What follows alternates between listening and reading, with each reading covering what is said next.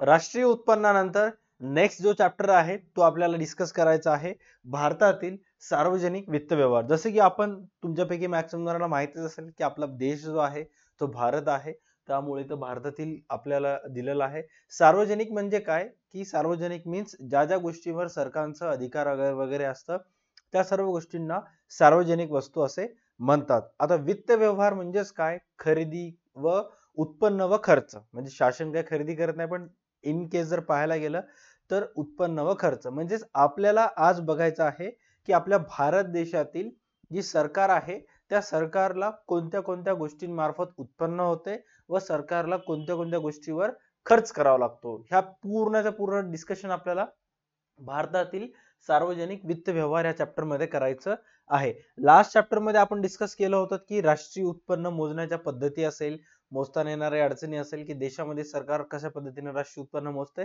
आज आपल्याला बघायचं आहे की भारतातील सार्वजनिक वित्त व्यवहार। ओके, प्रस्तावनेमध्ये तुम्हाला काय काय सांगण्यात आलेलं आहे चेक करा की सार्वजनिक वित्त व्यवहार ही अभ्यास शाखा अर्थशास्त्राच्या जुन्या शाखांपैकी एक असून यात अर्थव्यवस्थेतील शासनाच्या भूमिका आणि कार्यावर प्रकाश टाकला जातो। तुमच्यापैकी मॅक्सिमम जणांना माहित असेल किंवा नाही, बट या चॅप्टर मध्ये जे सर्व गोष्टी आहेत ते अनेक दिवसांपासून 12वी अर्थशास्त्र मध्ये आहेत।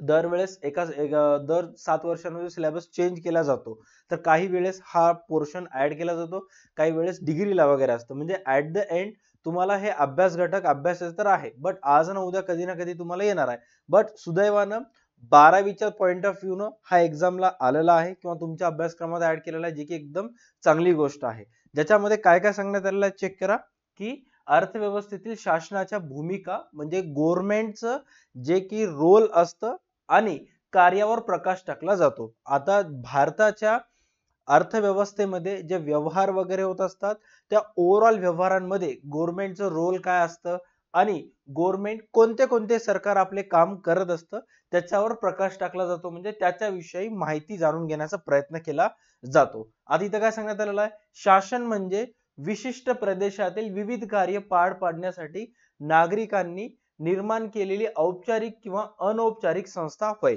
आता भारतामध्ये अनेक राज्य आहेत, त्या अनेक राज्यात कुठं भाजपाची सरकार असते, कुठं काँग्रेसची सत्ता असते, कुठं गठबंधन केलेलं वगैरे असतात छोटे छोटे पक्षांनी मिळून।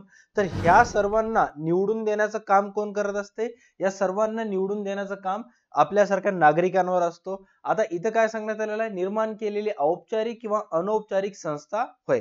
आता औपचारिक किंवा अनौपचारिक संस्था म्हणजेच काय, काही वेळा ती सरकार येत असते, काही वेळा ती सरकार पडत असते, त्यामुळे तिथं औपचारिक किंवा अनौपचारिक हा आलेला आहे।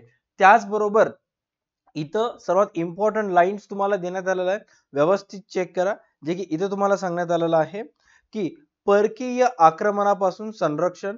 आता परकीय म्हणजे विदेशी देश, काही वेळा आपल्या देशाच्या आजूबाजूला असणारे जे राष्ट्र असतात त्या देशांसोबत आपला 36चा आकडा असतो, जमत नाही, अशा वेळेस युद्धजन्य परिस्थिती वगैरे निर्माण होत असते। जसे की आपण आता भारतामध्ये आहोत, तर भारताला आपलं शेजारील देश चीन यापासून धोका आहे, त्याचबरोबर इकडे पाकिस्तान कडून सुद्धा आपल्याला धोका आहे आणि अधूनमधून ते दोन छोटे छोटे नेपाळ बांगलादेश टुचू करत असतातच, राईट।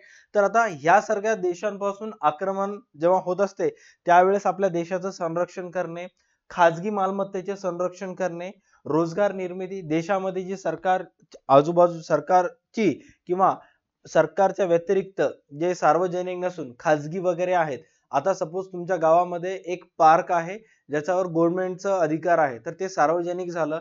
बट स्वतःच एक जागा असेल तर ते खाजगी मालमत्ता असते, त्याची सुद्धा सुरक्षा करणे, रोजगाराची निर्मिती करणे, देशातील नागरिकांना वगैरे रोजगार पुरवणे, नोकरीची संधी निर्माण करणे, अंतर्गत शांतता व सुव्यवस्था राखणे, आरोग्य, शिक्षण अशा अनेक सामाजिक गरजांची तरतूद करणे वगैरे कार्य शासनाकडे सोपवली जातात। आता आपल्या देशातील जे शासन आहे ते जे कार्य करत असते त्या कार्याची एक्झॅक्ट तुम्हाला माहिती सांगण्यात आलेलं आहे की आपल्या देशातील सरकार कोणते कोणते कार्य करत असते। सर्वात पहिलं कार्य सांगण्यात आलेलं आहे इथं, परकीय आक्रमणापासून संरक्षण, खाजगी मालमत्तेचे संरक्षण, रोजगार निर्मिती म्हणजे देशातील नागरिकांना नोकरीची संधी निर्माण करणे. अंतर्गत शांतता व सुव्यवस्था. अंतर्गत शांतता म्हणजेच काय, प्रत्येक जिल्ह्या अंतर्गत शांतता असणे, प्रत्येक राज्याच्या अंतर्गत शांतता असणे. सपोज भरपूर वेळेस हिंदू मुस्लिम समाजामध्ये दंगे वगैरे होत असतात, बरोबर आहे. सपोज दिल्ली मागे 2-3 वर्षाखाली दिल्ली या ठिकाणी हिंदू मुस्लिम समाजामध्ये दंगे वगैरे झाले होते, तर त्याचा पडसाद इतर राज्यामध्ये पडू नये, इतर राज्यातील हिंदू मुस्लिमांमध्ये द्वेषाची भावना निर्माण होऊ नये म्हणून प्रत्येक राज्यात अंतर्गत शांतता व सुव्यवस्था राखण्याचं काम तेथील शासन व प्रशासन करत असते. आरोग्य, शिक्षण अशा सामाजिक गरजांची तरतूद करणे वगैरे कार्य शासनाकडे सोपविली जातात. हे सर्व कार्य देशातील शासन करत असते. त्याचबरोबर हे जे कार्य आहेत ते कार्याचे काही विभाजन आहेत ते पुढील प्रमाणे आपल्याला करता येते. जसे की सर्वात पहिलं इथं कार्य तुम्हाला सांगण्यात आलेलं आहे सक्तीची कार्य. सक्तीची कार्य म्हणजेच काय, काहीही होऊ दे गव्हर्नमेंट ऑफ इंडियाला हे फॉलोइंग जे कार्य इथे जे तुम्हाला सांगण्यात आलेले आहेत हे कंपल्सरी करावे लागतील. त्याच्यामध्ये काही गिव्ह अँड टेक राहत नाही. कोणते कोणते कार्य असे आहेत, जसे की परकीय आक्रमणापासून संरक्षण, अंतर्गत कायदा व सुव्यवस्था राखणे इत्यादी शासनाची सक्तीची कार्य आहेत. म्हणजे काहीही काम करू दे ना करू दे, दोन काम सरकारला कंपल्सरी करावे लागतातच. कोणते कोणते आहेत, एक परकीय आक्रमणापासून संरक्षण. आता परकीय आक्रमणापासून संरक्षण म्हणजेच काय, की देशाच्या सीमेवर सुरक्षा रक्षकाची तैनात करणे, देशाची आर्मीची जर रिक्रुटमेंट करणे, देशातील जे जवान आहेत तिथं नोंदवणे. आता करंट सिच्युएशन मध्ये भारतामधील जेवढेही आपल्याजवळ फोर्सेस आहे, जसे की नौदल असेल, वायुदल असेल, भूदल असेल, हे सर्वातले सर्व जे आहेत ते 75% ते 80% भारताच्या उत्तरेकडे आहेत. म्हणजे पाकिस्तान, जम्मू काश्मीर साईडला प्लस इकडं चीनच्या साईडला आहेत. दक्षिणेकडे भारताकडे एकच देश आहे श्रीलंका, ते सुद्धा काहीच वाकडं करू शकत नाही, त्यामुळे तिथे 5-6 माणसाची नेमणूक केलं तरी संपुष्टात येते. बट अरबी समुद्रामध्ये ज्या मार्गाने पाकिस्तान मधून आतंकवादी आले होते 26/11च्या हमल्यामध्ये, किंवा बंगालच्या उपसागरामध्ये जिथं बांगलादेशी वगैरे घुसखोर वगैरे असतात, इथं नौदलाची नियुक्ती करण्यात येते. म्हणजेच काय, हे असे काही क्षेत्र आहेत की जिथं भारताला कंपल्सरी काम करावंच लागते देशाच्या सरकारला, ते म्हणजे परकीय आक्रमणापासून संरक्षण. आणि दुसरं काम आहे ते म्हणजे कायदा व सुव्यवस्था राखणे. आता कायदा व सुव्यवस्था राखणे म्हणजेच काय, की भरपूर वेळेस समाजामध्ये असणारे जे समाजकंटक लोक असतात, किंवा ज्या लोकांना दंगे फसवण्याची इच्छा वगैरे असते, तर असे लोक आपल्या समाजामध्ये जे शांततेचं वातावरण आहे ते बिघडवण्याचा कुठं ना कुठं प्रयत्न करत असतात. आणि मग ते बिघडू नये म्हणून देशामध्ये शासन प्रशासन असावे, कायदा व सुव्यवस्था राखल्या जावं म्हणून सरकार काय करत असते, पोलिसांच्या मदतीने सर्वत्र शांततेचं वातावरण करत असते. उदाहरणार्थ तुम्ही असं अनेक वेळा ऑब्झर्व केला असाल, अचानकपणे काही लोक रस्त्यावर धिंगाणा वगैरे करत असतात, आणि जर ऑपोजिशन साइडनं पोलीस गाडी वगैरे आली तर सगळे जिकडे तिकडे पळून जातात. म्हणजे देशाच्या सरकारचं काम काय आहे, नागरिकांमध्ये शांततेचं वातावरण प्रस्थापित राहावं म्हणून देशातली सरकार जे काय करायचं असते, परकीय आक्रमणापासून संरक्षण म्हणजे सीमेवर जवानांची तैनात करत असते, नियुक्ती करत असते, आणि अंतर्गत राज्यांमध्ये पोलिसांची नियुक्ती, जिल्हाधिकारी, IAS IPS स्पेशल टास्क फोर्सची नियुक्ती करत असते. आता पुस्तकामध्ये तुम्हाला इथं फक्त 2च कार्य दिलेले आहेत. ओके, परकीय आक्रमणापासून संरक्षण व कायदा व सुव्यवस्था राखणे. याच्या व्यतिरिक्त सुद्धा आणखी काही कार्य सरकार करत असते जे की सक्तीने केलं असते. आय डोंट नो इथं काय देण्यात आलं नाही, ते दिलं गेलं पाहिजे होतं. तुमच्यापैकी मॅक्सिमम जणांच्या घरी नगर परिषदेमार्फत तुमच्या एरियामध्ये कचऱ्याची गाडी, स्वच्छता गाडी किंवा घंटा गाडी वगैरे येत असते. म्हणजे देशामध्ये स्वच्छता राखणे हे आपल्या सरकारचं प्रायमरी कार्य आहे. सरकार हे खूप अगोदरपासून करत असते. त्याचबरोबर टॅक्स गोळा करणे, कर गोळा करणे, income tax department of India कडून आपल्या भारतामध्ये एव्हरी इयर टॅक्स जमा केला जातो. हे सुद्धा सरकारचं एक महत्वाचं सक्तीचं कार्य आहे. सक्तीचं कार्य म्हणजेच काय, दुसरं कोणतं काम करो ना करो, गव्हर्नमेंट हे काम कंपल्सरी करत असते. ओके, त्याचबरोबर आणखी काही कार्य आहेत, जसे की तुमच्या एरियामध्ये नगर परिषदेमार्फतच पाणी पुरवठा करण्यात येत असतो दरवर्षी, किंवा एव्हरी सिंगल डे नगर परिषदेमार्फत पाणी येतो. नगर परिषद सुद्धा एक सरकारचा भाग आहे. ऑलराईट. त्यानंतर असे अनेक काम आहेत जसे की काळा बाजार असतो. काळा बाजाराला आळा घालणे, जसे की जे ब्लॅक मार्केटमध्ये असतात, नंबर 2 चे धंदे वगैरे असतात किंवा अवैध धंदे, अवैध व्यवसाय ज्याची परवानगी शासन देत नाही, अशा व्यवसायावर सुद्धा आळा घालण्याचं काम सरकार वगैरे सक्तीने करत आलेले असते. हे झालं सक्तीचे कार्य. आता याच्या व्यतिरिक्त काही ऐच्छिक कार्य आहेत. ऐच्छिक कार्य म्हणजे काय? जेथील तेथील राज्यातील सरकार स्व इच्छेने करत असते. कंपल्सरी करावं असं नाही. तुम्हाला इच्छा असेल तर करू शकता, अदरवाईज नाही. त्याला ऐच्छिक कार्य म्हणतात. जसे की शिक्षण व आरोग्य सेवांची तरतूद, निवृत्ती वेतन आणि इतर कल्याणकारी सामाजिक सुरक्षा उपाययोजनांची तरतूद ही शासनाचे काही ऐच्छिक कार्य आहेत. त्याचबरोबर सफाई अभियान राबवणे, खूप साऱ्या राज्यांमध्ये सफाई अभियान राबवण्यात येते. त्यानंतर एक गाव एक गणपती योजना सुद्धा राबविण्यात येते. त्यानंतर अनेक ठिकाणी तुम्ही बघत वगैरे असता की त्या देशातील शाळा वगैरे त्या पर्टिक्युलर क्षेत्रामध्ये जे शाळा वगैरे येतात, शाळा स्वच्छता अभियान, तुम्हाला लक्षात असेल की तुमच्या शाळेमार्फत स्वच्छता अभियान कधी ना कधी राबवलेलं होतं, जेव्हा शाळेतील सर्व विद्यार्थ्यांना जमा करून ग्राउंड मध्ये जेवढं वगैरे कचरा आहे ते साफ करण्यात आलं होतं, बरोबर आहे. किंवा रस्त्यावर सुद्धा कचरा सुद्धा साफसफाईची मोहीम वगैरे राबवण्यात आली होती. असे अनेक छोटे मोठे ऐच्छिक कार्य आहेत जे शासनामार्फत करण्यात येत असतात. ओके, आय होप तुम्हाला क्लिअर झालं असेल की सक्तीचं कार्य म्हणजे काय किंवा ऐच्छिक कार्य म्हणजे काय. आता नेक्स्ट जो पॉइंट आहे तो अतिशय महत्वाचा आहे. तो इथं काय सांगण्यात आलेला आहे की सार्वजनिक वित्त व्यवहाराचे अर्थ व स्वरूप, की एक्झॅक्ट सार्वजनिक वित्त व्यवहार म्हणजे शासनामार्फत करण्यात येणारा उत्पन्न व जो शासनाला होणारा उत्पन्न व शासनामार्फत होणारा खर्च, याचा एक्झॅक्ट अर्थ व स्वरूप. इथं काय सांगितलेलं आहे चेक करा की वर उल्लेख केलेली कार्य पुरेशा प्रमाणात आणि कार्यक्षमतेने पार पाडण्यासाठी कोणत्याही शासनांना, आता जे आपण कार्य बघितलं होतं सक्तीचे कार्य आणि ऐच्छिक कार्य, आता ते जर काम करायचं असेल, ते जर कार्य पार पाडायचं असेल, कार्य पार पाडणे म्हणजे काय? कार्य करणे. कोणत्याही शासनाला विविध मार्गाने मिळणाऱ्या निधीची आवश्यकता असते. आता देशामध्ये तुम्हाला जर माहित आहे तुमच्या व्यवसायात एखादा एक नोकर काम करत असेल तर त्याला पगार तुमच्या वडिलांमार्फत किंवा तुमच्या व्यवसायाला होणाऱ्या उत्पन्नामार्फत देण्यात येते. सपोज आता माझ्या क्लासमध्ये मी जर एका वर्क बॉयची नियुक्ती केली तर मग त्याला जे पगार वगैरे द्यायची आहे ते मला माझ्या क्लासेसच्या उत्पन्नातून द्यावं लागेल. तसेच भारतीय सरकारमार्फत जे परकीय आक्रमणापासून संरक्षण मिळवण्यासाठी भारतीय जवानांची नियुक्ती सीमेवर करण्यात येते. आता त्यांना देण्यात येणारी जी पगार आहे ते कुठून ना कुठून शासनाला जमा करावं लागेल. नीट लक्ष द्या, इथे काय सांगण्यात आलेलं आहे की कोणत्याही शासनाला विविध मार्गांनी मिळणाऱ्या निधीची आवश्यकता असते. त्याचबरोबर इथं काय सांगण्यात आलेलं आहे की हे कार्य पार पाडण्यासाठी गव्हर्नमेंटला कशाची आवश्यकता असते? विविध मार्गांनी मिळणाऱ्या निधीची आवश्यकता असते. म्हणजे गव्हर्नमेंटला उपाययोजना राबवायच्या असेल, ऐच्छिक किंवा सक्तीचे कार्य करायचं असेल तर त्याच्यासाठी अगोदर गव्हर्नमेंट जवळ काय पाहिजे? पैसा पाहिजे. आणि हा पैसा विविध मार्गांनी गव्हर्नमेंट जवळ येत असतो. सर कोणत्या कोणत्या मार्गांनी गव्हर्नमेंट जवळ पैसा येतो ते तर आपल्याला अपकमिंग लेक्चर्स मध्ये पाहायचे. इथं काय सांगण्यात आलेलं आहे? सार्वजनिक वित्त व्यवहार ही संकल्पना सार्वजनिक आणि वित्त व्यवहार या दोन शब्दांचे मिश्रण आहे. जसं की मी तुम्हाला सुरुवातीला सांगितलं होतं, सार्वजनिक वित्त व्यवहार जे आहे ते दोन शब्दांनी मिळून बनलेला आहे. सर्वात पहिले शब्द कोणता आहे? सार्वजनिक, आणि दुसरा वित्त व्यवहार. आता इथं काय सांगण्यात आलेलं आहे चेक करा की सार्वजनिक हे समुचित नाव एखाद्या प्रशासकीय भूभागात राहणाऱ्या व्यक्ती समूहासाठी संबोधले जाते.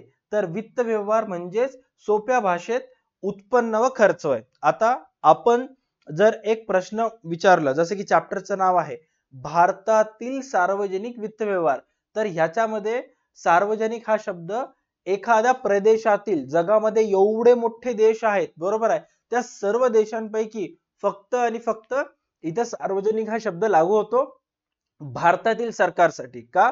कारण तिथं सार्वजनिक शब्द म्हणजेच काय?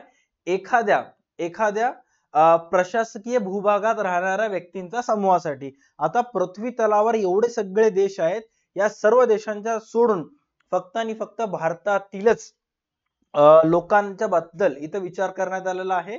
वित्त व्यवहार म्हणजे सोप्या शब्दात उत्पन्न आणि खर्च होय. जसं की आता सपोज मी जर तुम्हाला म्हणलं महाराष्ट्रातील सार्वजनिक वित्त व्यवहार, तर मग आपल्या भारत देशात उत्तर प्रदेश आहेत, गुजरात आहे, तेलंगणा आहे, तामिळनाडू, आंध्र प्रदेश आहेत, एवढ्या सर्व राज्यांना सोडून फक्त महाराष्ट्रातलाच घेतलेला आहे, कारण एक स्पेसिफिक प्रदेश आपल्याला इथं निवडायचा आहे सार्वजनिक म्हणजे. ओके, वित्त व्यवहार म्हणजे काय? उत्पन्न व खर्च, राईट. अशा प्रकारे सार्वजनिक वित्त व्यवहार म्हणजेच केंद्र, राज्य, स्थानिक. नीट लक्ष द्या. आता भारतातील सार्वजनिक वित्त व्यवहार म्हणलेला आहे, तर भारतातील सार्वजनिक वित्त व्यवहार मध्ये कशा कशाचा समावेश होतो? केंद्र सरकार, राज्य सरकार आणि स्थानिक शासनाच्या उत्पन्न आणि खर्चाच्या तत्वांचा अभ्यास होय. आता भारताच्या सार्वजनिक वित्त व्यवहार मध्ये केंद्र सरकार मार्फत केल्या जाणारा उत्पन्न व खर्चाची नोंद करण्यात येते, राज्य शासनामार्फत केलं जाणारं उत्पन्न व खर्चाची नोंद करण्यात येते, त्याबरोबर स्थानिक. आता केंद्र शासनाला मिळणारा जो उत्पन्नाचा स्रोत आहे ते कोणता आहे? तुमच्यापैकी मॅक्सिमम जण व्हिडिओ पाहत असलेले कॉमर्सचे किंवा आर्ट्सचे असतील. स्पेसिफिकली कॉमर्सच्या विद्यार्थ्यांना माहित आहे की तुम्ही 11वीला अकाउंट्स मध्ये जर्नल एंट्री करत असताना जीएसटी ची एंट्रीज करत होतात, राईट. त्याच्यामध्ये गुड्स अँड सर्व्हिस टॅक्स वगैरे होतं. तर आता त्यापैकी जर एखाद्या वस्तूवर 18% जीएसटी लागली तर त्या 18 पैकी 9% जीएसटी सीजीएसटी मध्ये येते, म्हणजे central goods and service tax मध्ये जाते, आणि राहिलेली 9% एसजीएसटी मध्ये येते, म्हणजे state and goods and service tax मध्ये जाते. म्हणजे प्रत्येक वस्तू ज्यावर जीएसटी लागते त्याचे दोन हिस्से करण्यात येतात. एक हिस्सा राज्य शासनाला जातो आणि एक हिस्सा केंद्र शासनाला जातो. हे झाले या दोन्ही स्तरावरील शासनाचं उत्पन्न. त्याचबरोबर इथं तुम्हाला आलेलं आहे स्थानिक शासनाचं उत्पन्न. स्थानिक शासनाचं उत्पन्न म्हणजेच काय? की तुमच्या घरा जिथेही तुमचं घर आहे ते जर स्वतःच्या मालकीचं असेल तर तुम्हाला तेथील नगर परिषदेला नळपट्टी भरावी लागते, घरपट्टी भरावी लागते. छोटे मोठे एक्सपेन्सेस असतात जे की स्थानिक नगर परिषद प्रशासनामार्फत तुम्हाला देण्यात येतात, किंवा पाणी ची पावती वगैरे असते जे की नगर परिषदेमध्ये तुम्हाला नगर परिषदेमार्फत तुम्हाला पाणी देण्यात येते, त्याची सुद्धा पावती नगर परिषद वगैरे घेत असते. ओके, हा अभ्यास अर्थशास्त्रातील सार्वजनिक वित्त व्यवहार शाखेत केला जातो. Okay, just 1 second. Water bottle कुठे आहे? त्या रूम मध्ये असेल का? चेक करा. ओके, त्याच्यानंतर इथे चेक करा सार्वजनिक वित्त व्यवहारांच्या व्याख्या. आता सार्वजनिक वित्त व्यवहार म्हणजेच काय ह्याची व्याख्या सुद्धा तुम्हाला इथं सांगण्यात आलेली आहे. चेक करा. ओके, बस तिथं बसा.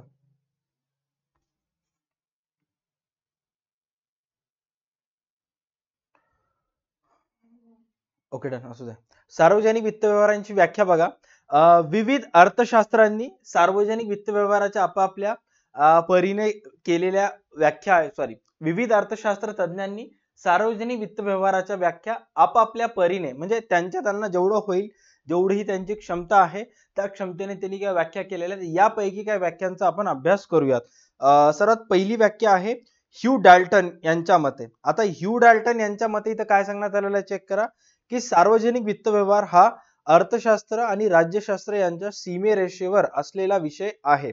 आता इथं व्यवस्थित ऑब्झर्व करा, अर्थशास्त्र आणि राज्यशास्त्र यांच्या सीमेरेषेवर असलं म्हणजेच काय, की या टॉपिकचा काही भाग जो आहे तो राज्यशास्त्रामध्ये सुद्धा शिकवण्यात येतो, किंवा या टॉपिक मध्ये जो आपण अभ्यास घटक करणार आहोत, जोही टॉपिक आपण डिस्कस करणार आहोत ते अर्थशास्त्रामध्ये पण त्याचा अभ्यास आहे, राज्यशास्त्रामध्ये पण अभ्यास आहे. जसं की तुमच्यापैकी मॅक्सिमम जणांना माहित आहे की भारतामध्ये जी सर्वोच्च स्तरावर असलेली बँक असते, ज्याला मध्यवर्ती बँक आणि रिझर्व्ह बँक म्हणतो, तर त्या घटकाचा अभ्यास अर्थशास्त्रामध्ये सुद्धा केला जातो आणि वाणिज्य संघटन व्यवस्थापन मध्ये सुद्धा करण्यात येतो. म्हणजे तो जो टॉपिक आहे तो दोन्हीच्या सीमेरेषेवर आहे. सीमारेषे म्हणजेच काय, एखाद्या विशिष्ट घटकांचा अभ्यास दोन व्यक्तिगत विषयामध्ये करण्यात येणे. ओके, सार्वजनिक वित्त व्यवहार सार्वजनिक अधिपत्याखाली उत्पन्न व खर्चाची आणि एक दुसऱ्यामधील समायोजनाशी संबंधित आहे. तुम्हाला जर व्याख्या लिहायची असेल तर तुम्ही ह्यू डाल्टनची व्याख्या एक्झाम मध्ये लिहू शकता, जे की अतिशय सोपं आहे. आणखी एक पॉइंट याच्यामध्ये सांगण्यात आलेला आहे ते म्हणजे सार्वजनिक वित्त व्यवहार सार्वजनिक अधिपत्याखाली उत्पन्न व खर्चाशी आणि एक दुसऱ्यामधील समायोजनाशी संबंधित आहे. थोडक्यात काय की सार्वजनिक वित्त व्यवहारामध्ये एक्झॅक्ट काय करण्यात येते की सरकारला विविध स्रोतांमार्फत होणाऱ्या उत्पन्नाची मोजमाप करण्यात येते किंवा ते स्रोत जाणून घेण्याचा प्रयत्न करण्यात येतात आणि भारतातील शासनामार्फत प्राप्त करण्यात आलेलं उत्पन्न कोणत्या कोणत्या गोष्टीवर खर्च करण्यात येतात या दोन्हीचाही अभ्यास ह्या चॅप्टर मध्ये सार्वजनिक वित्त व्यवहार मध्ये करण्यात येतो. शासनाच्या कार्याचा अभ्यास राज्यशास्त्रातही केला जात असल्यामुळे सार्वजनिक वित्त व्यवहार हा राज्यशास्त्राचाही अभ्यासाचा एक भाग आहे. इथे तेच सांगण्यात आलेलं आहे की या चॅप्टर मधील काही पॉइंट्स किंवा भारतातील सार्वजनिक वित्त व्यवहार म्हणजेच भारतातील सरकारला होणारा उत्पन्न व सरकारद्वारा केला जाणारा खर्च याच्या विषयी काय काय गोष्टी करण्यात येतात ही एक्झॅक्ट प्रक्रिया घडत असताना त्याच्याविषयी माहिती तुम्हाला अर्थशास्त्रातही असते आणि जे आर्ट्सचे विद्यार्थी आहेत कला शाखेचे त्यांनाही माहिती आहे की राज्यशास्त्रामध्ये सुद्धा याविषयी अभ्यास केला जातो. ओके, आणखी एक डेफिनेशन आहे ज्याच्यामध्ये फिंडले शिराज यांच्या मते काय सांगण्यात आलेलं आहे, प्राध्यापक फिंडले आणि शिराज, सार्वजनिक सत्तेचा निधी खर्च करणे व निधी उभारणे याबाबत तत्वांचा अभ्यास म्हणजे सार्वजनिक वित्त व्यवहार होय. ही सुद्धा एक सोपी डेफिनेशन आहे. सार्वजनिक सत्तेचा म्हणजेच काय, देशात असणारी सरकारची सत्ता. सध्या तर भारतामध्ये बीजेपीची सत्ता आहे, तर बीजेपीची सत्ता असताना बीजेपी सरकारने कुठल्या कुठल्या गोष्टींवर त्यांच्या मार्फत खर्च केलेला आहे आणि कुठल्या कुठल्या सोर्सेस मार्फत त्यांना उत्पन्न प्राप्त झालेलं आहे या तत्वांचा अभ्यास करणे म्हणजेच काय, सार्वजनिक वित्त व्यवहार होय. राईट, आय होप तुम्हाला हे सर्व धड्याची प्रस्तावना वगैरे सर्व गोष्टी क्लिअर झाल्या असतील. नेक्स्ट क्लास मध्ये आपण डिस्कस करणार आहोत सार्वजनिक वित्त व्यवहार म्हणजेच काय आणि खाजगी वित्त व्यवहार म्हणजेच काय. सार्वजनिक वित्त व्यवहार म्हणजे सर्वसाधारण सरकारमार्फत करण्यात येणारा खर्च व उत्पन्न आणि खाजगी वित्त व्यवहार म्हणजे सरकारच्या व्यतिरिक्त जे सर्वसामान्य नागरिक असतात तुमच्या आमच्यासारखे यांच्या मार्फत होणारे वित्त व्यवहार म्हणजेच तुमच्या आमच्या सर्व व्यक्तींना होणारं उत्पन्न व उत्पन्नातून केला जाणारा खर्च. राईट, आय होप तुम्हाला हा व्हिडिओ लक्षात आला असेल. जर व्हिडिओ आवडला असेल तर व्हिडिओला लाईक करा, चॅनलला सबस्क्राईब करा. भेटूयात नेक्स्ट क्लास मध्ये. तोपर्यंत पाहता राहा तुमचा आवडता YouTube channel DA2 academy and DA2 academy the app. Tata bye bye, take care and stay connected. तुम्हाला या सर्व चॅप्टरचं रायटिंग पार्ट, प्रश्न कसं लिहायचं काय नाही तुम्हाला बिग बुल बॅच मध्ये मिळेल. जेवढे स्टुडंट बिग बुल बॅच मध्ये जॉईन झालेले आहेत या प्रत्येक चॅप्टरचं प्रश्नाचं उत्तर कसं लिहायचं त्याचे नोट्स सोप्या भाषेतले बिग बुल बॅचच्या स्टडी मटेरियल सेक्शन मध्ये अवेलेबल आहेत, तिथून तुम्ही चेक करू शकता. Tata bye bye, take care and stay connected.